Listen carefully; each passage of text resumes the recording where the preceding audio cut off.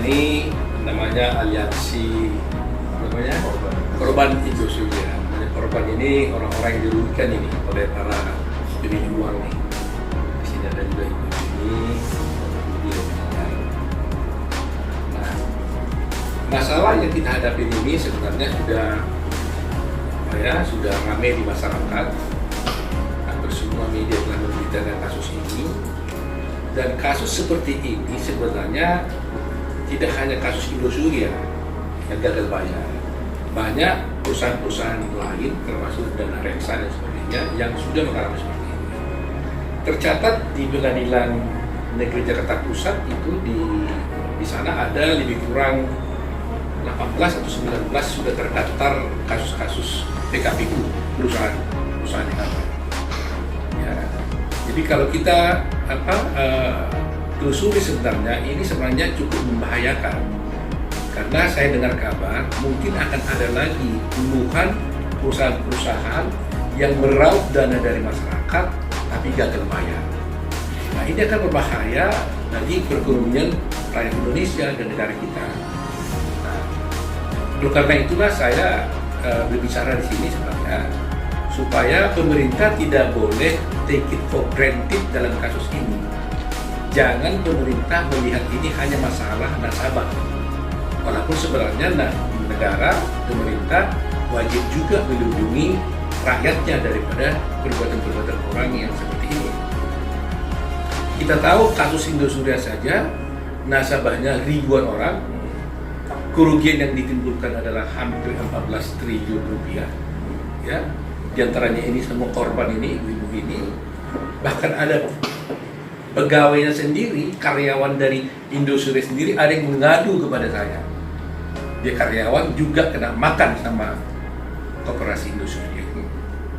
Nah, oleh karena itu pada kesempatan ini saya sungguh-sungguh menghimbau kepada Presiden Pak Jokowi agar jangan membiarkan ini terjadi seperti ini. Kenapa saya katakan demikian? Karena kalau ini dibiarkan, bayangkan saja hampir berapa puluh perusahaan akan bisa sampai lebih kurang 200-300 triliun mungkin dana masyarakat dirugikan ya, tidak dibayar. Maka perekonomian kita juga pasti terganggu. Dan itu luar biasa. Gangguan ini tidak hanya sepintas di situ saja uang, tapi itu bisa adanya ketidakpercayaan para investor kepada pemerintah Indonesia dan kepada dunia bisnis yang ada di Indonesia. Ini yang lebih berbahaya. Padahal investor selama ini udah kabur ke luar negeri. Nah sekarang ini juga akan lebih begitu. Kenapa? Karena tidak ada law enforcement yang baik. Gak ada penegakan hukum yang kuat di Republik kita ini. Buktinya seperti itu. Kasus Indosuria ini di bawah Menteri Koperasi. Berkali-kali saya sudah bicara supaya Menteri Koperasi mengambil tindakan yang serius tentang ini. Tapi tidak ada satupun reaksi dari Menteri Koperasi. Nah kalau begitu kemana rakyat ini mengadu? Ya itu Pak Presiden. Nah, Presiden harus melihat hal itu supaya bisa mencegah jangan terjadi kerugian-kerugian seperti ini. Ini kan tidak kuatnya pengawasan daripada Menteri Koperasi terhadap koperasi Indosuria ini. Lain lagi mengenai dana reksa yang lain itu OJK namanya. Nah, oleh karena itu saya juga melihat di sini terus terang aja para nasabah ini sangat kecewa. Kepada Kapolri karena sampai sekarang ini belum ada tanda-tanda yang serius tindakan terhadap pelaku atau penjahatnya. Kalau sudah ada bukti-bukti yang kuat, mestinya kan mereka ditahan. Tapi saya mendengar kabar bahwa pelakunya tidak ditahan katanya supaya bisa melakukan negosiasi dengan para nasabah. Itu salah.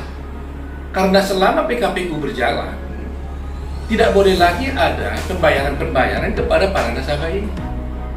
Harus pembayaran dilakukan di PKPU, di pengadilan. Jadi harapan daripada para nasabah itu hendaknya lah Kapolri bersikap tegas. Kalau memang ada yang bersalah, tahan orangnya, selamatkan semua harta nasabah ini. Karena ini kan korban, dan ini bukan hanya Indosuria. Kasus-kasus yang lain seperti itu, kok masih dibiarkan seperti ini? Kasihan dong rakyat itu. Gitu loh. Saya mendengar kabar juga dari Mabes Polri bahwa yang dilakukan penyitaan itu hanya terhadap kendaraan-kendaraan. Bayangkan, kasusnya 14 triliun dengan sistem kendaraan, kan nggak sebanding. Dan yang diblokir itu ada katanya nasabah, rekening debitur, tapi jumlahnya menurut Mabes Polri itu tidak signifikan, ya kan? Dengan mendengar itu semua nasabah ini benar ya nangis semua. Kalau begitu apa yang kita harapkan dengan melaporkan pada polisi kalau tidak dilakukan tindakan? Ini melebihi kasus Senturi. Senturi aja nggak sampai 14 triliun gitu. Ini baru Indosuria, belum kasus-kasus yang lain. Jadi menjaga nama baik Polri, mestinya saya kira harus dilakukan tindakan-tindakan yang serius terhadap kasus ini. Nah, mengenai soal di pengadilan, saya berharap kepada debitur untuk tidak melakukan upaya-upaya pembayaran di luar PKPU, karena itu melanggar hukum. Kalau dia menawarkan, termasuk juga kita juga dicoba ditawarkan membayar supaya membayar satu jumlah pada kita nggak mau. Kita minta selesaikan di PKPU, ya kan? Sebab kalau itu dilakukan, itu ada tendensi bahwa dia ingin berdamai secara pribadi di luar PKPU. Itu kan bisa kan ada anggap indikasi bahwa seakan-akan dia ingin berebut suara nanti di dalam PKPU, ya kan?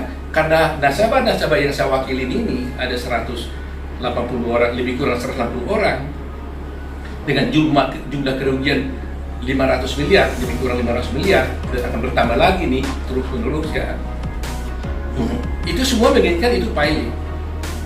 Kenapa? Kami tahu pilot itu pahit, tapi itu udah pasti.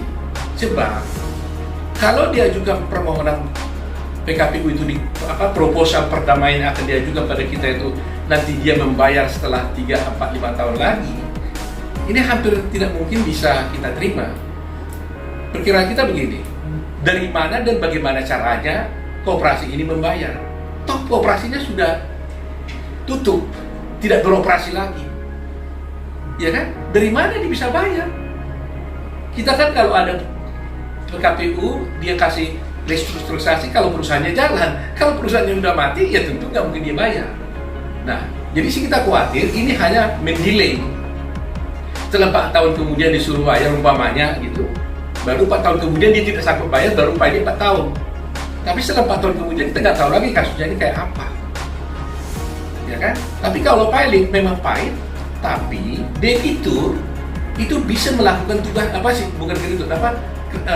kurator nanti kalau pilot bisa melakukan aksi yang lebih cepat. Katakanlah umpamanya ada harta-harta koperasi ini yang ditransfer ke luar negeri umpamanya, ternyata di luar negeri ada aset, maka si kurator ini bisa melakukan gugatan di luar negeri. Sedangkan kalau itu dilakukan polisi kan panjang urusannya, gitu. Harus melalui diplomatik, ya, kerjasama antar negara itu sulit. Sehingga kita berpendirian bahwa walaupun pahit, lebih bagus pilot sehingga lebih pasti. Kalau memang itu uangnya hanya segitu, ya segitulah dia. Daripada kita diombang-ambing terus berlama-lama. Can you imagine? Bagaimana? Coba bayangkan bagaimana ceritanya 14 triliun sebuah kooperasi bisa meraup dana dari masyarakat dan tiba-tiba nggak dibayar. Dan pemerintah diam saja, nggak bertindak gitu. Nah, itu harapan kita.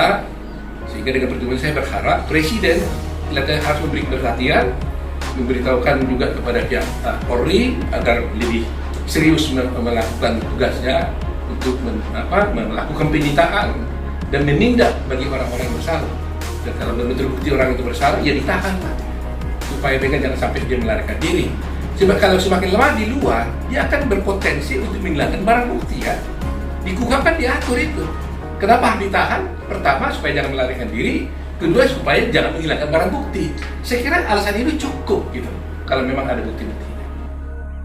Ini permintaan kami dari saya sebagai kuasa hukum para nasabah ini. Yang mudah-mudahan hal ini didengar oleh Kapolri, didengar juga oleh Presiden ya. Saya minta Presiden untuk tolong Kapolri, kalau dia Barreskrim bertindak dengan cepat demi kepentingan rakyat banyak, demi kepentingan bangsa. Kita sekarang COVID, kalau ekonomi yang rusak terus begini, itu sama dengan kita tidak membangun pemerintah